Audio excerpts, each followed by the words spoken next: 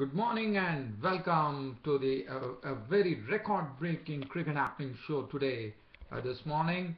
And the reason that I'm talking, saying that this is a record-breaking cricket happening show, is in the ICC Cricket World Cup 2015. We know that Chris Gayle the other day smashed the Zimbabwean attack to score 215 runs and held the world record for the highest individual score in the World Cup. That was 215 runs. But what happened yesterday at the Wellington, as we call it, the cake tin, in the match in the fourth quarter final between New Zealand and West Indies at the Westpac Stadium in Wellington, was something which was absolutely extraordinary, one could say, because Martin Guptill, of whom nobody would have expected that a person by the name Martin Guptill of New Zealand would go on to usurp that world record which was created this year, that is in World Cup 2015, and that particular record was grounded to the dust by a player, as I said, no one would have expected. His name, Martin Guptill, who yesterday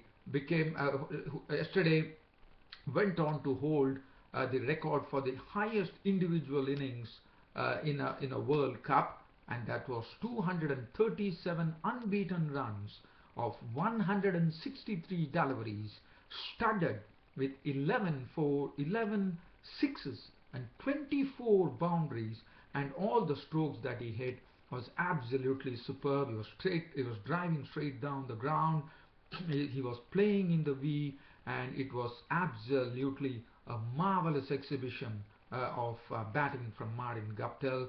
Not only that, the Westpac Stadium in Wellington would have really got their money's worth, because the New Zealand fans were absolutely, in the sense, they were milling around. In fact, the commentators were telling they have not seen such a big crowd which assembled yesterday at the Westpac Stadium in Wellington. So probably it was a capacity crowd at the Westpac Stadium in Wellington, and nobody would have thought that they would be getting this share of excitement that they got yesterday at Wellington.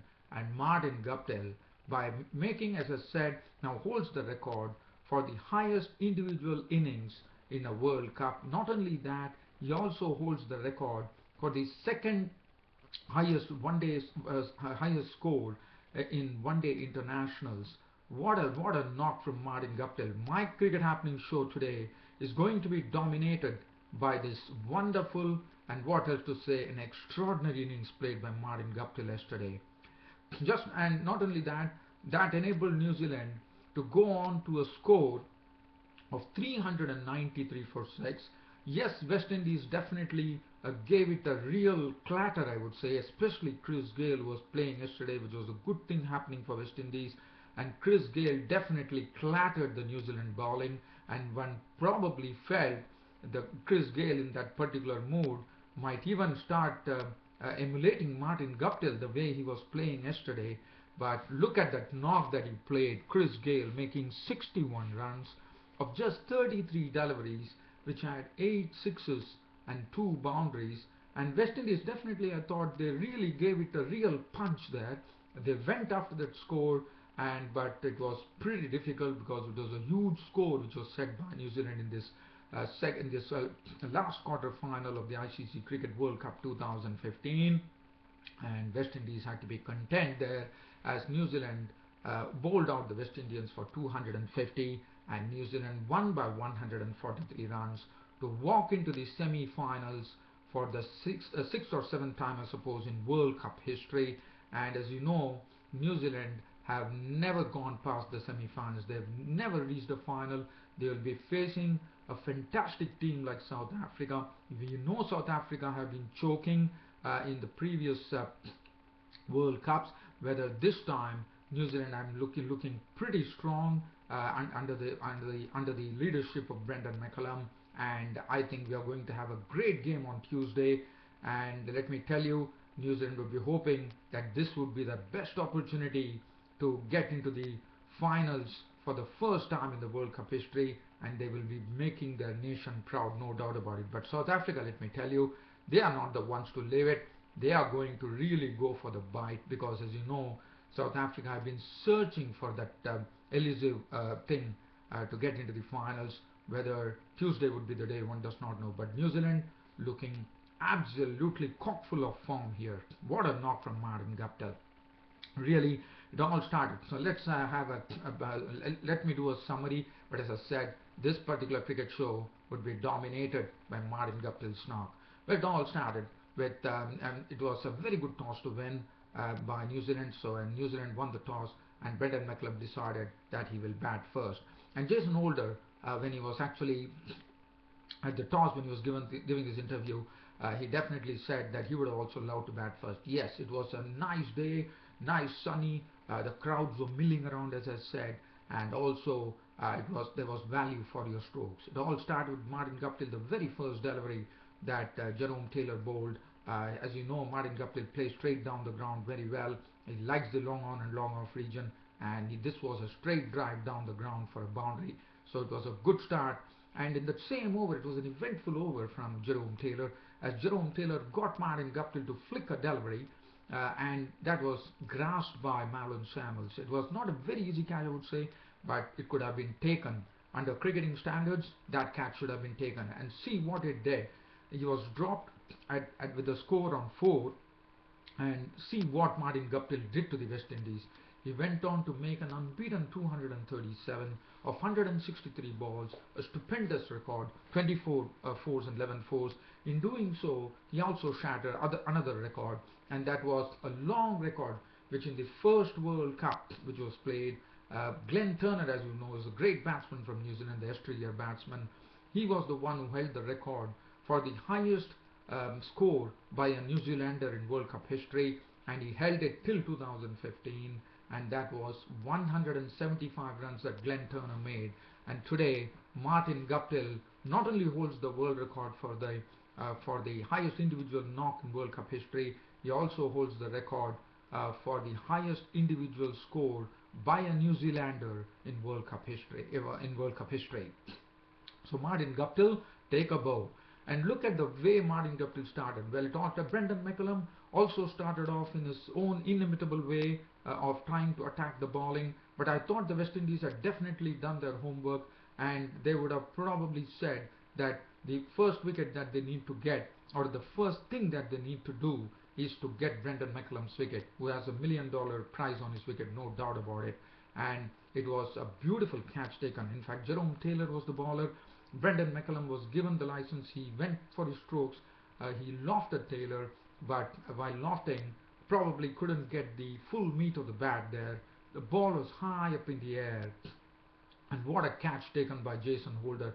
He had to actually run backwards. He had to judge the ball, and because of his height, he stretched himself and plucked up the catch. A beautiful catch taken to start off proceedings for the West Indies. And Brendan McCullum was gone. Caught Holder bowled Taylor for 12 of 8 balls with 1 4 and 1 6. Kane Williamson came in and joined Martin Guptill. And then there was some stability brought into the innings, with Martin Guptill continuing to play his strokes. As I said, he was stroking the ball in the V. He was targeting the long on and long off region. He was also playing some very good drives, some cuts, and Kane Williamson joined him. Kane Williamson, a classic as ever, started unveiling his classical strokes, and the partnership slowly started building up. And from a score of 27 for 1 in the 5th over, the score reached 89, and that was the time it was Andre Russell who picked up his wicket.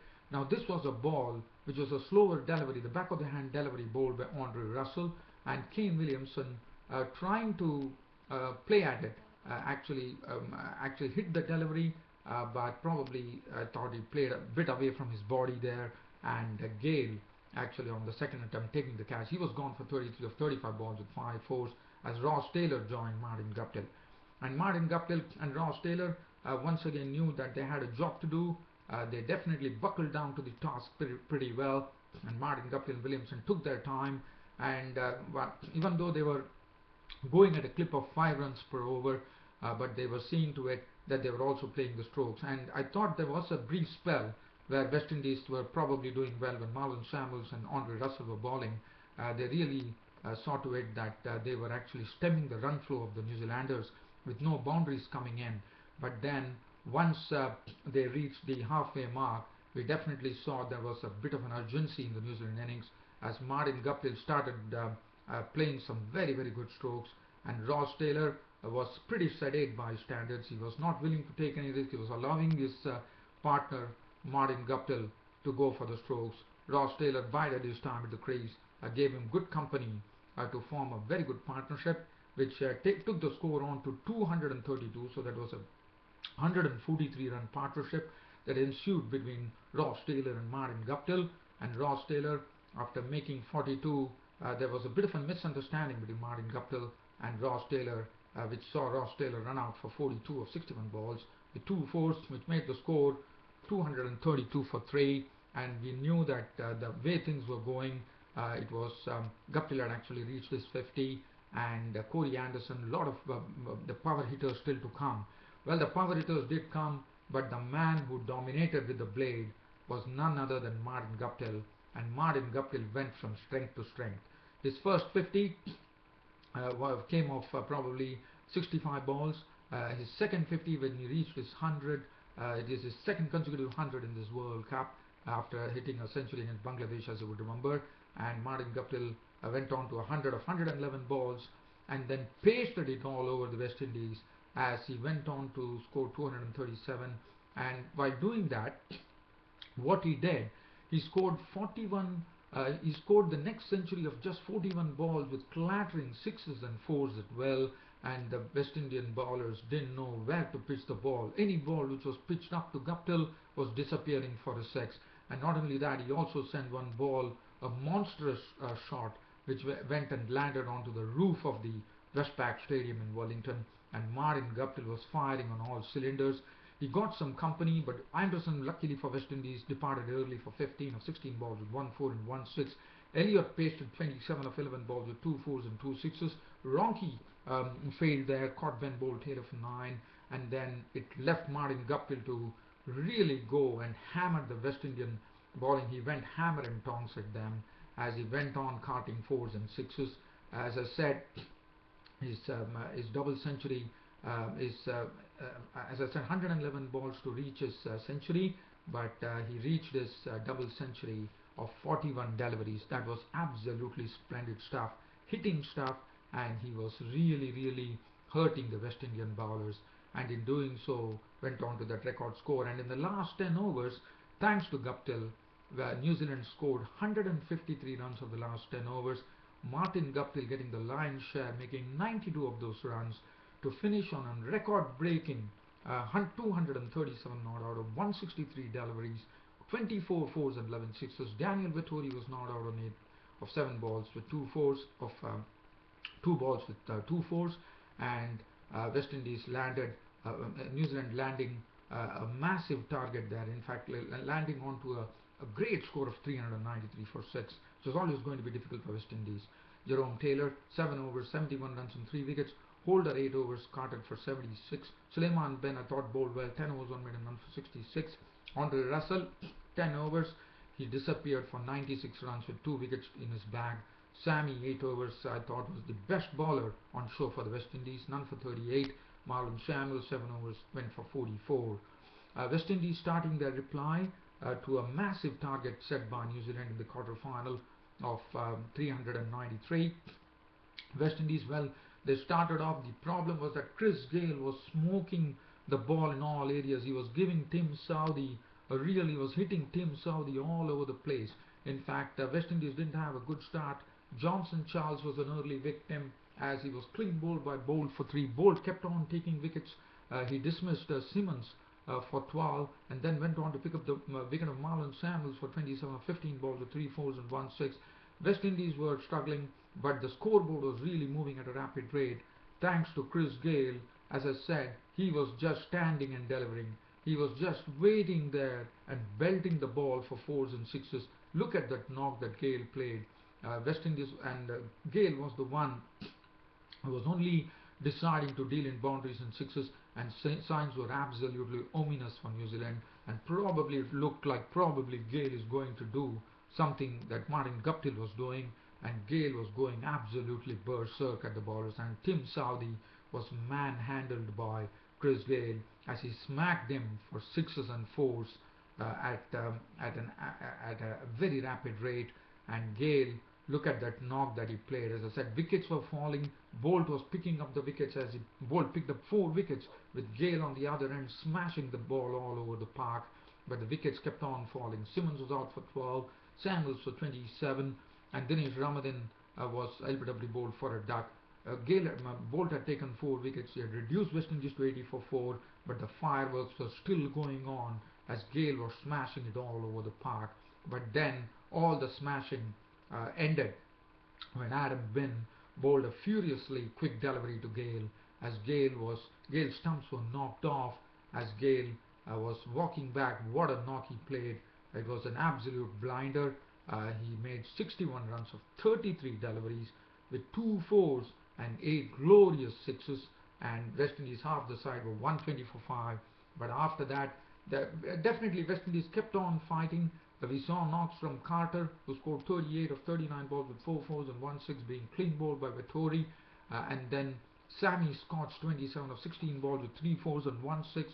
Andre Russell making 20 of 11 balls with 1 4 and 2 6. Jason Holder smacked 42 of 26 balls, 5 fours and 2 sixes, tail of 11. But as I said, once Gale was gone, the task was an onerous task, and a task definitely out of reach of the West Indies, as finally West Indies folded for 250. But they went down fighting, I would say, in this final quarter final. And what a quarter final we had.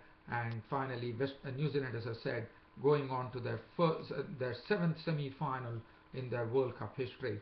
Tim Southee, 8 overs, 1 maiden, 2 for 82. It was Chris Gale who clattered him all over the park. Trent bowled 10 overs, 3 maidens, 44 runs and 4 wickets. In fact, going on to having the most wickets by a New Zealander in World Cup history, 4 for 44 for him. Daniel Vettori definitely playing his last World Cup, 6.3 overs, no maiden, 2 for 58. He picked up a brilliant catch in the deep. Adam Wynn, 4 overs, 42 runs and 1 wicket. Anderson, 2 overs for 24. Martin Guptill, who holds the record now for the highest individual knock by any player in World Cup history, of 237, was named man of the match.